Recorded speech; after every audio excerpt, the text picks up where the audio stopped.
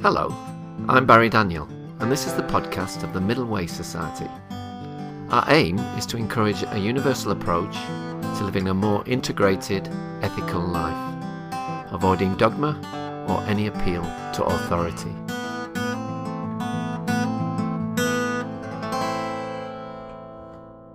We are joined today by Igor Grossmann, who is an assistant professor of psychology and the director of the Wisdom and Research Lab based at the University of Waterloo in Ontario, Canada. His main research interest is the complex processes that enable individuals to think and act wisely. He has also done pioneering work on the development of wisdom in different cultures and was named one of the 2015 Rising Stars in the field of psychological science. He recently co-wrote a paper with Alex C. Huynh and Phoebe Ellsworth entitled Emotional Complexity, Clarifying Definitions and Cultural Correlates, in which certain common, especially Western assumptions about having mixed feelings are challenged. Hello, Igor. Welcome to the Middle Way Society podcast. Hello.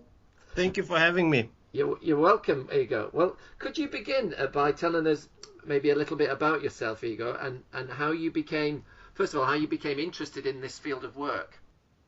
Well, there are two different ways to answer this question. There is a pragmatic one, and the answer is very simple. I came to Michigan at that time to do a PhD, and my advisor at that time, Richard Nisbet, was interested in merging the fields of cultural psychology and the field of wisdom, which was existing in developmental psychology. So I was challenged to a task to create such a merge and see what are the parallels and how can we proceed and what would be the best way to develop a reliable way to measure wisdom, for instance, and so on and so forth. So sort of start looking into that. But more theoretically, and particularly the work that you referred to about emotional complexity, I was just struck sometimes later, after I already got my PhD, with that there is a sort of dichotomous view in lay beliefs, at least, of emotions in the West, North America, and in Western Europe. So like you're either good or bad. It's black or white. But at the same time, we know in emotion research that it's much more complex than that, and then cultures may vary. So that's where the motivation to study this, the notion of emotional complexity, came about. Okay, well, could we just, for the listeners then, just try and unpack that term a little bit, emotional complexity, and how it is generally understood? Well, the definition of emotional complexity is complex. In the sense that, and that was also the interesting part, that we got attracted to it. There are many different ways to conceptualize it. Yeah. In some definitions, it's the idea of mixture of your emotions. Do you experience multiple emotions at the same time, or is everything just either good or bad? Yeah. So do you clearly differentiate between those two, or do you see also shades of gray? And there are other definitions, though. They also talk about emotional complexity. And in those definitions, about how well are you able to differentiate between, let's say, different shades of negative emotions. So instead of feeling just bad and everything at the same time, like anger, sadness, frustration, well, is this situation more sad than angry, and that situation more angry than frustrating? And so some people vary in that too. So what I try to do is try to integrate these different perspectives together and try to understand empirically what is the relationship between them and what is the relationship between them across cultures. Okay. Just to clarify that, so say, for example, I got a new job in another city, so I'd recognise that I was excited by the job, while at the same time perhaps seeing that it could generate anxiety in myself, and also maybe a touch of sadness because I'm leaving a place I like and I'm going to miss friends, and being able to sort of recognise all those emotions. That's right. So that would be sort of one example where a more emotionally complex person or emotionally complex experience would be characterized by this diverse representation of various facets of your emotional life. Okay. And in contrast, the person who would not be able to do that would just say, this is either all great or this is just all bad. Okay, yeah. What have earlier studies of emotional complexity indicated, especially with regard to, the ability to control one's emotions? So there are different, as I said, like there are different traditions. Yeah. And some of those traditions looked at the clinical populations and non-clinical populations, as well as sort of non-clinical populations that varied in degree to which they're able to regulate the emotions. And by regulating the emotions, what they meant is that you are able to see the positive in the negative and the negative in the positive. So quite often, kind of similar to the idea of emotional complexity in the first place. When researchers talk about emotion regulation, they quite often differentiate between a maladaptive, at least for North Americans and Western Europeans, a suppressive tendency. So you just suppress everything. That doesn't work very well for British people or for Germans or for Anglo Americans, and the tendency to reappraise. And this is the term that is used to describe an experience in which you focus on the positive aspects of the possibly negative experience at the moment. And that tendency apparently is adaptive. So it helps you to regulate, it helps you to calm down, but also work through the adverse event. So it turns out that the people who are able to differentiate the emotional experiences, they are better able to reappraise. And it also turns out that this earlier studies, that people who are able to differentiate are less likely to be the depressed individuals. So clinically depressed individuals, they cannot that well differentiate between different facets of the negative emotions. For them, everything is just black. That's very interesting. So, and that runs somewhat counter to quite a common assumption certainly in Western countries that mixed feelings are often associated with indecision and wishy-washiness. You're actually saying that if you're able to differentiate, then you're more stable in a sense. Yeah, to some extent, I mean, like the emotion theorists right now, at least some of them, including those in Europe, think that many emotions help you. They provide information about how to react to a situation. So maybe it's about how to behave in a certain situation. Maybe it's about how to reflect on a certain situation. That aspect is not really clear. But what is clear is that emotions send you signals. And so the more different emotions you have, the more signals you have that prepare you how to act possibly or how to think about certain event. And if you just consider them all into this kind of dichotomous categories of black and white, that is not very adaptive because you will not be prepared, you will become very rigid. Yeah. And instead of that, you want to be rather flexible. So from this theoretical perspective, that many emotion researchers in psychology and cognitive science, philosophy would agree with, it seems like it makes perfect sense to have multiple experiences. It's just that somehow North American and Western European cultures tend to push people in somewhat different directions in the last few hundred years. Okay, well, let's come to your project now. What were your main aims with the particular research that you did along with your colleagues? So what we were interested in, on the one hand, what is the relationship of different sort of modes of being complex? So for instance, a mixture of positive and negative, is that in any form related to the ability to differentiate within positive or within negative? Yeah, that was one question. Yeah. But the bigger picture question was, well, there's some work that suggests that people in, let's say, East Asia, particularly in Japan or Hong Kong or China, mainland China, more likely to report mixed feelings than their North American counterparts.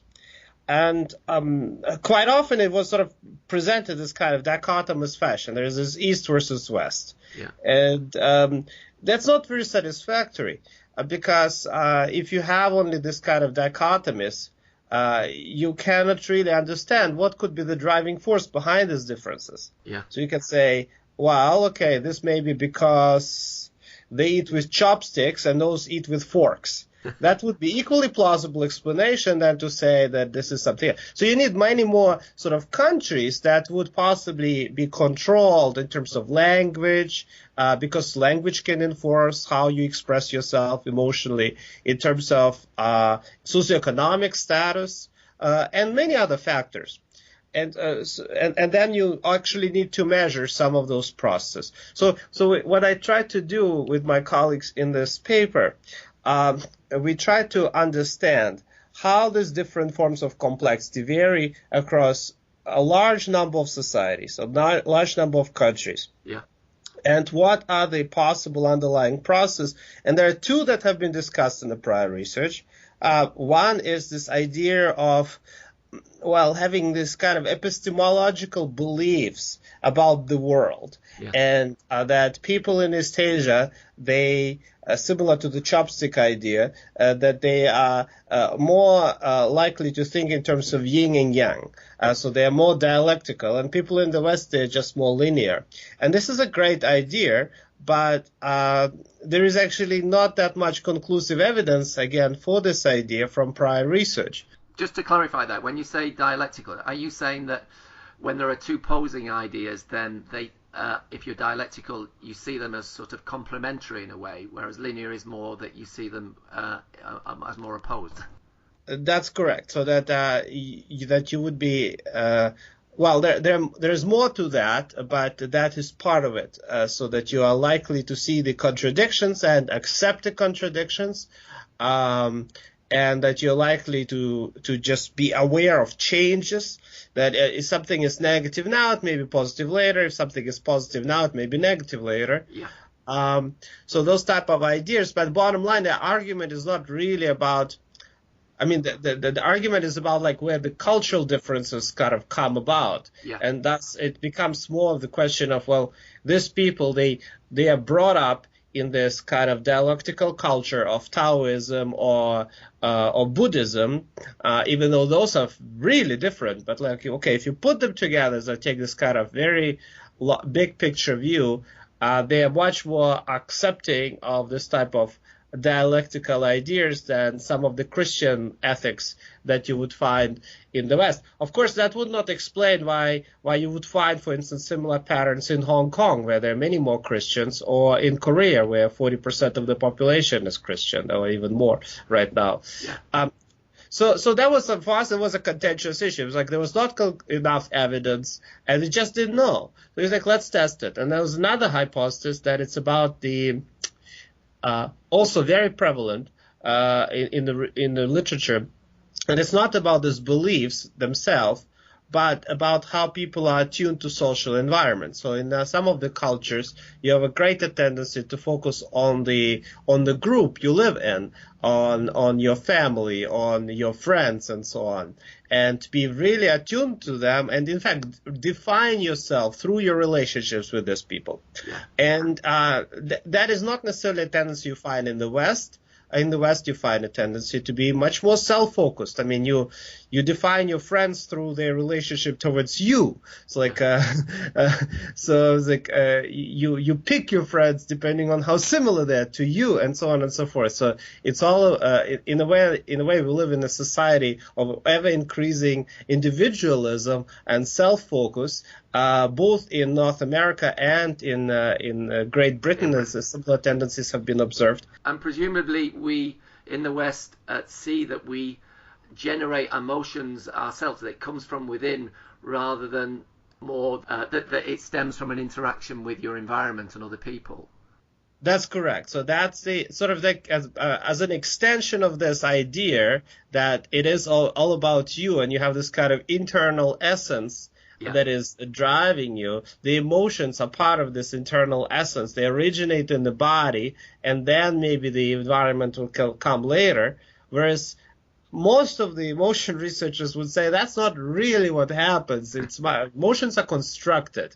Emotions are they emerge when you start interacting with the environment. You have some kind of impulses in your body, but they are not really super defined until you have this interaction. Okay. And so that's why we thought that maybe this would be another way to explain if there are any cultural differences. That this kind of tendency to focus on the self versus focus on others may be another parallel process. So that was your hypothesis, yeah. So how did you actually go about setting the research up? Am I right that you divide it into three main stages, didn't you? We had several studies. And the first study, we didn't try to cover everything in every single study, in part because it's almost impossible.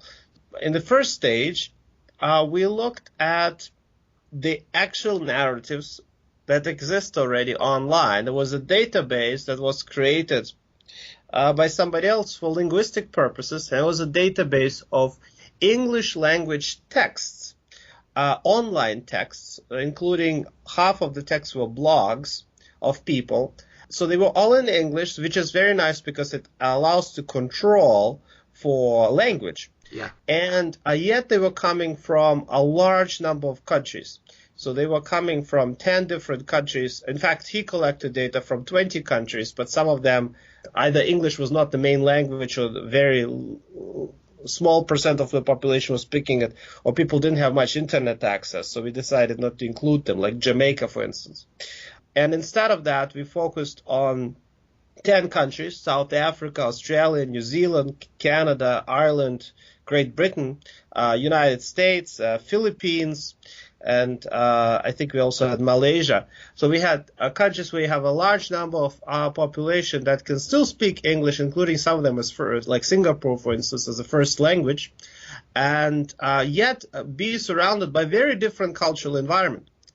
And so what we did in that study, we looked at the texts and we tried to identify, okay, if you have in a sentence positive and negative words, adjectives, that are very close to each other and are connected by words like and but. So that would indicate that the sentence has this kind of ambivalent mixed tone to it. So it has, for instance, you can have friendly and upset, or something like that. This is kind of imaginary construction, probably not super likely. But bottom line is, so we looked at the text and we just counted how many percentage-wise of the narratives, how many sentences are there in the corpus, so in the texts from Singapore, Malaysia, Philippines, or Hong Kong, and other countries, the sort of English-speaking countries, and compared those. And we found that in Southeast Asia and partially in South Africa, you have a greater proportion of this mixed sentences than in Anglo-Saxon sort of influenced texts. Okay. So that was the first study. And then we went further and said, okay, now we looked at the corpus, but how about now we extend this to both other forms of complexity and actually look at people's subjective reports. So we had a large survey in which people reported on their daily experiences, and they were mundane experiences, like being stuck in a traffic jam, looking at yourself in the mirror, reading a book. And for each of those, people reported different emotions. Yeah. And we were able to calculate both the ability to differentiate between different aspects of the emotions and the mixture, positive and negative. Okay. And we did that in I think 6 different countries: in Germany, in the UK, it was Britain in particular, in the US, in Russia, in India, and in Japan. Okay. And what age were the people you were studying roughly? So in the second study, these were college students. Okay. Which is why in the last study, there we zeroed in specifically on the US and Japan, where we found quite reliable differences in the second study across different metrics. On all of those metrics, by the way, India and Japan, and to some extent Russia and Germany were kind of in between, depending on the metric.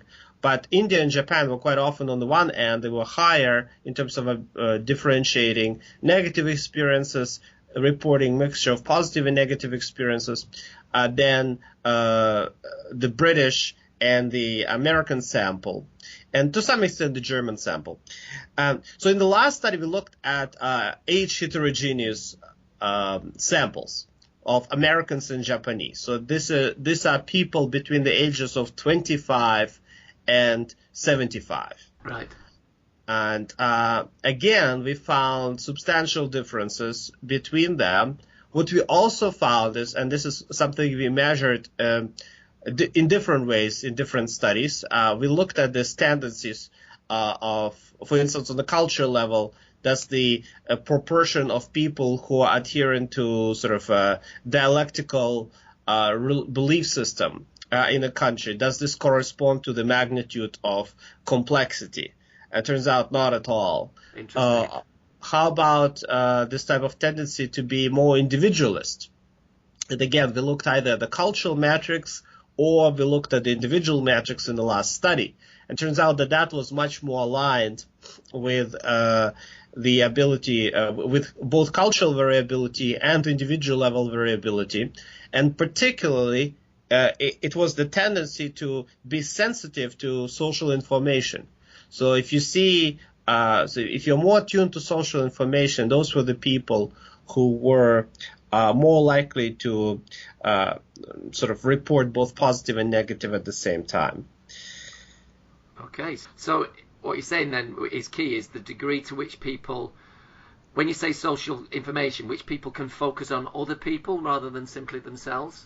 Yes, yes. So, I mean, we did not find much evidence for, I mean, there is this idea, like, is it about the self itself? So, and some people talk about it then in terms of so-called, it's a jargon term, self-construal. How do you construe yourself? How do you think about yourself? It turns out that that didn't really matter that much. If you think about yourself in more sort of interdependent terms or independent terms, that did not matter. What did matter is like if you're behaviorally more sensitive to, let's say, changes in vocal tone, or more sensitive to memories that involve, like when you recall something, do you recall the social information or do you recall just some kind of key information that does not really describe the social environment?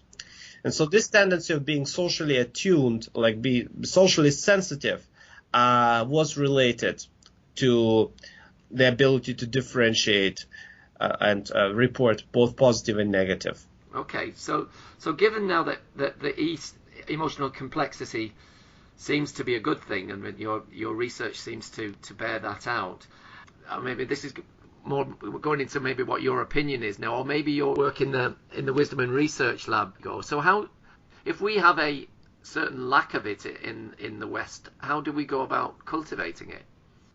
Well, as you just pointed out, this is probably more my speculation. So first of all, I need to point out that certainly for emotional complexity, we still don't know how beneficial that is. So this is actually the paradox. Okay. We don't know yet if these tendencies, of which it seems like people in Japan and Southeast Asia and some extent in Russia have more of than people in the West, we don't know if they are actually more beneficial for those people. So that research is missing. We are currently planning to do a large-scale study to address this question, actually a set of studies, because I'm really interested in this topic. But I cannot really speak to the sort of the functionality outside of the Western context. What is paradoxical is like that in the West, even though it is beneficial, people think it is not, and in fact prefer not to do it. So that's the interesting part. But I would hesitate of generalizing and saying that this is something that everybody should be doing because we simply don't know enough yet. Now, let's assume for a second that it is beneficial for everybody. What would be the strategies? Well, we found that in some of our work, more in the domain of reasoning, but also to some extent in the domain of this more complex balanced representation, that taking a step back and looking at yourself from some kind of a third-person fly-on-the-wall vantage point seems to be beneficial. So people who do that are more likely to report the emotions in a more balanced and less extreme way. So they report both more emotions, they report them in a more balanced fashion instead of just emphasizing anger, for instance, in negative experiences. So that's sort of preliminary one step into that direction. The same strategy, by the way, also works for increasing your wisdom when you're reasoning about interpersonal conflicts. Now, I'm not sure if it's actually increasing the wisdom. Let me take that back. Because I do think that we all have the capacity for reasoning in a complex fashion, in this kind of integrative fashion, and also the capacity for recognizing multiple emotions. So what is more likely to happen is that there are situations in our lives that prevent us from doing so. And it is more about the ways to sort of circumnavigate those situations and make sure that we recognize them. So and particularly self-serving situations seem to be driving this tendency. So in the self-serving situations, when it's all about you, about personal interests, people are somehow less likely to both recognize the diversity of the emotions and to reason in a sort of integrative fashion. Okay, no, that makes sense. And what about certain integrative practices, like, you were talking about it's helpful to build awareness, things like meditation, for example, or mindfulness. Do you see that as something as useful, or engagements in the arts, where again, that's something where you can arguably cultivate a greater sense of ambiguity and differentiation? That's possible. I mean, again, this is very speculative because there's not enough research on that. But I can imagine that some forms of meditation and certainly some forms of mindfulness meditation work on similar principles in mindfulness meditation, people talk of decentering, like stepping away from your immediate and usual way how you perceive the world. Yeah. And this tendency is very similar, almost by default defined as this type of tendency of self-distancing, looking at yourself from this kind of fly-on-the-wall perspective. Yeah. Okay. So there is a great deal of similarity. With respect to art, while there are multiple processes at play, it could be that it helps you to just distance yourself. It could also be that this, quite often when you see beautiful art, you have this experience of awe that helps you to transcend the immediate surrounding again. And that may also be another process that may work similarly to self-distancing. Again, we don't know enough yet, but it is possible, and it's very exciting doing research in this topic. I can imagine, Igor. And is that your next step, you think? Yeah, I mean, there are two directions, and if with respect to this particular project, one of them is indeed to try to understand a bit more about the functionality in the cross cultures, as well as understand the process that may facilitate or inhibit this tendency to sort of recognize your emotions in a complex fashion. Yeah. So we have a few projects going along those lines. I mean, the other issue that I'm trying to understand and sort of get a better insight about is what is the relationship between this type of emotional process and then the reflective processes that are commonly described as wisdom, sort of like wise judgment? Like under what circumstances do these emotions benefit or inhibit wise judgment? And that's also something that has been grappled in philosophy for decades, centuries, but has not been really addressed in an empirical fashion. So that's what my lab is working on now. Oh, it sounds very intriguing, Igor. Well, just my last couple of questions. The middle way, as we understand it, Igor, is the idea that we make better judgments by avoiding fixed or dogmatic beliefs about things, whether those beliefs are positive or negative. That then throws us back on experience, so we're left in the messy, uncertain middle. But it's arguably in the messy, uncertain middle that we actually start to get to grips more adequately with the phenomena that we encounter, whatever they are. Now, how might that relate to what we've been talking about today? Well, that's a good question. So, I mean, the idea of I think it very much resonates with the notion of wisdom in the interpersonal domain. And why am I saying that right away? Is because I think I do think evolutionary, of course, if you believe in cultural evolution, for instance, how societies evolve, sort of more so it's got a big picture perspective. Yeah. For the society to function, for a group of, let's say, over 200 people, it may not be a bad idea to have a system of beliefs, because without a system of beliefs, ideals, it's very hard to explain why larger groups of people would cooperate. Yeah. But that aside, like on the interpersonal level, like it's like we talk about smaller groups, so under 150 or so. I do think, and for personal decisions, I think there it does make perfect sense to think of the notion of integration and the notion of accepting uncertainty and recognizing that many ideas are indeed uncertain by default, and there's nothing wrong with having them be uncertain. Yeah. It's like uncertain in terms of emotional experiences, not just black or white. Sure. Uncertain in terms of how to act. It's not just reward or punishment. That is just an essence of human life. It's like thinking in terms of probabilistic tendencies, in terms of probabilities, instead of in terms of definite answers, is something that we evolved doing, and unconsciously humans, we do all the time. Yeah. It's just sometimes we forget about it. Yeah, well, I could agree with that. There you go. Anyway, well, thank you very much for talking to me today. It's been really enjoyable, very interesting, and I'm going to follow your future research with much interest. It sounds fascinating. Thank you so much for having me, Barry.